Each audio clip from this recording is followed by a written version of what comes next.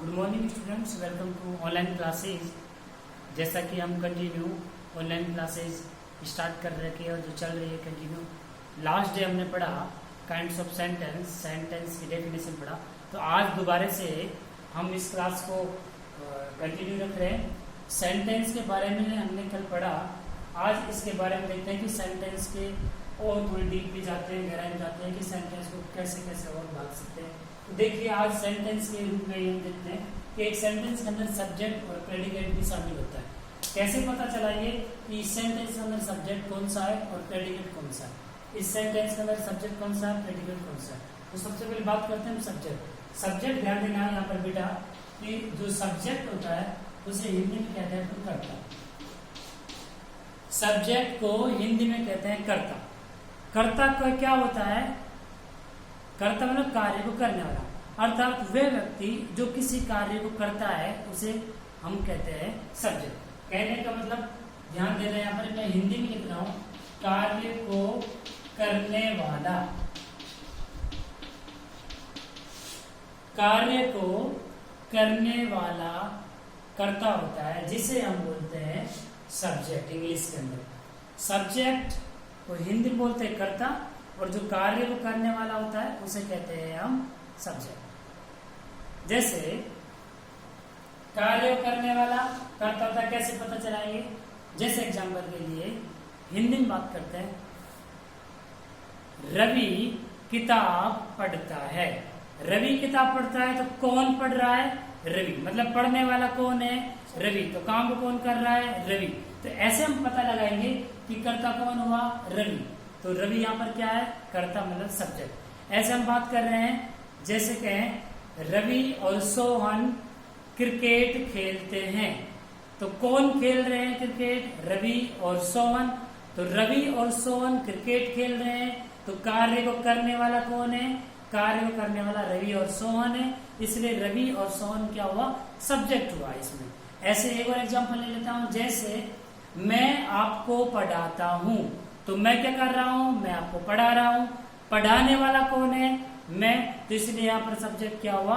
मैं। तो ऐसे देखना है हमको कि कार्य को करने वाला सब्जेक्ट होता है, और जो सब्जेक्ट होता है उसे हम इंग्लिश में हम सब्जेक्ट होता है, मतलब उसे हम हिंदी में कर्ता कहते हैं। जैसे यहाँ पर लिखा है मैंने, Ram reads a book. Ram reads a book.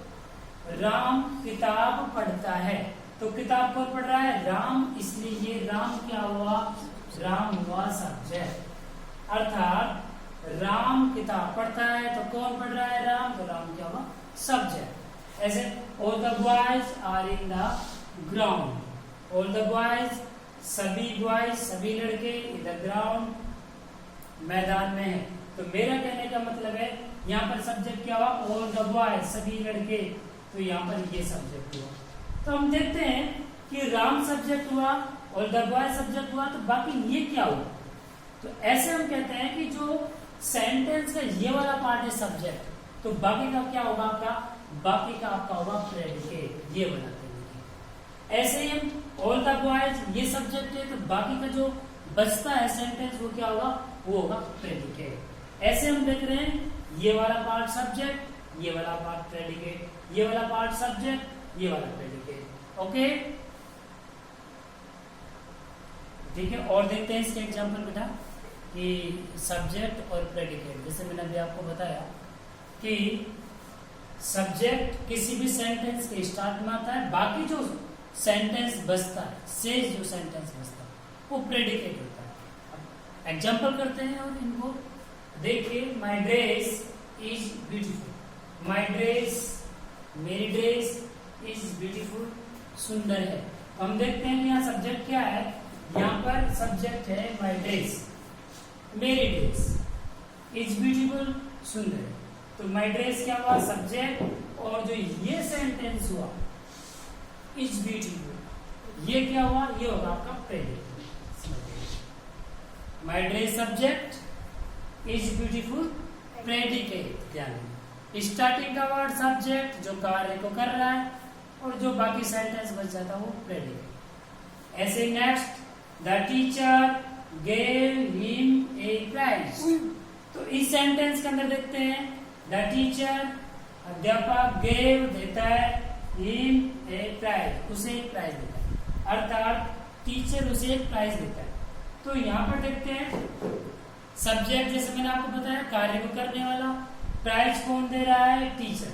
The teacher कार्य को करने वाला, तो ये क्या हो गया, सब्जेक्ट। अर्थात इस सेंटेंस में हम देखते हैं सब्जेक्ट क्या है, कार्य करने वाला, प्राइज कौन दे रहा है, टीचर। तो टीचर क्या हो गया, सब्जेक्ट। अब हमने देख लिया बेटा ये जो स्टार्टिंग में जो वर्ड लिखा हुआ है द टीचर, ये लेटर है द टीचर, ये सब्जेक्ट है। तो बाकी का जो सेंटेंस बच रहा है कौन सा, गेव हिम ए प्राइज, ये सेंटेंस क्या कहलाएगा, बचा हुआ सेंटेंस, ये कहलाएगा का प्रेडिकेट। तो इस तरह से हम क्या देखते हैं, हम देखते हैं कि ये सब्जेक्ट शेष बचा हुआ प्रेडिकेट। ऐसे बेटा ये सेंटेंस देखिए, आइडिया लगाओ, लेजी बॉयज कम लास्ट। आइडिया लगाओ बेटा कि लेजी बॉयज मतलब जो लेजी बॉयज होते हैं, आलस्य भरा होता है, जिनमें आलसी होते हैं, वो कम लास्ट, लास्ट मतलब लास्ट में आते हैं, एक तरह से लेजी बॉयज कम लास्ट। तो देखते हैं बेटा आइडिया लगाओ, इसमें सब्जेक्ट कौन सा है और आपका प्रेडिकेट कौन सा होता है। बिल्कुल सही सोच रहे हो, लेजी बॉयज स्टार्टिंग में आया हुआ है, आलसी जो बॉयज होते हैं लड़के, ये क्या हुआ आपका सब्जेक्ट, और लास्ट कम, बाकी का बचा हुआ आपका जो सेंटेंस है ये क्या हो जाएगा, प्रेडिकेट। इस तरह से आयो, दिस इज क्लियर। ये हमने कुछ 4-5 एग्जांपल समझे, आप समझ गए होंगे सब्जेक्ट क्या होता है, प्रेडिकेट। 1 मिनट में आपको दोबारा से रिवाइज करा देता हूँ। सब्जेक्ट वो होता है जो किसी भी सेंटेंस के स्टार्ट में आता है, सब्जेक्ट को छोड़कर जो लास्ट में बच जाता है वो होता है आपका प्रेडिकेट।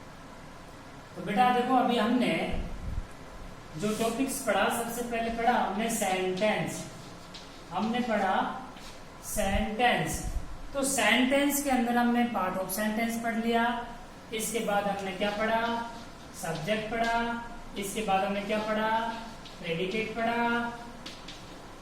अर्थात देखो अभी सेंटेंस चल रहा है और सेंटेंस को समझना हमें बहुत जरूरी है बेटा। किसी भी जैसे हम ग्रामर में हम डीपली जाते हैं तो सबसे पहले छोटी छोटी चीजें हमको आनी जरूरी है।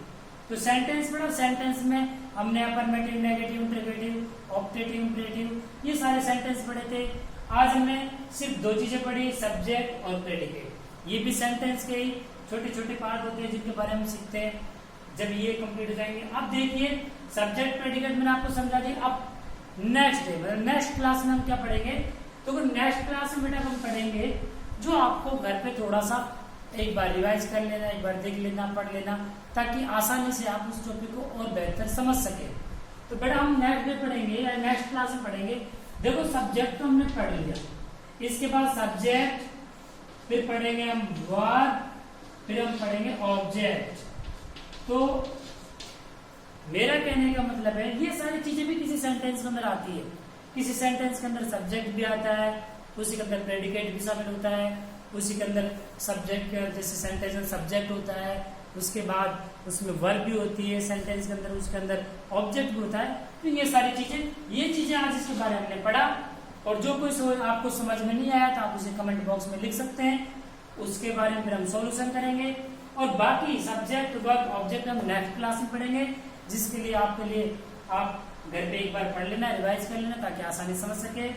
Okay, thank you.